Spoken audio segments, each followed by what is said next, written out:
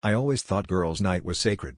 Every Friday, my wife would get dressed up, kiss me on the cheek, and disappear to what I pictured was a wine-fueled therapy session with her besties. I never questioned it, until last Friday, when her sister texted me by accident. She asked if I could bring chips for poker night, and I realized I'd never once been invited, never even knew they played. I stared at the message, gut twisting, wondering why my wife had lied, and why my own sister was in on it. When I confronted her, she didn't even blink. She said she needed space, that girls' night was about unwinding. But the lie stuck to my teeth, and I couldn't stop turning it over in my head. So I asked my sister, straight up. She went pale, stammered, but finally caved. Every week, they played poker, and the stakes weren't money, they were secrets. My secrets. Stories from my past, things I'd told my wife in confidence, things I'd done before we met, moments I was ashamed of. It was like being split open.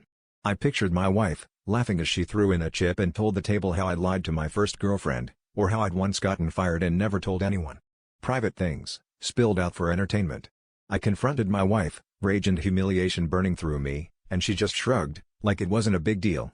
"You never tell me anything real anymore," she said. "I had to get to know you somehow."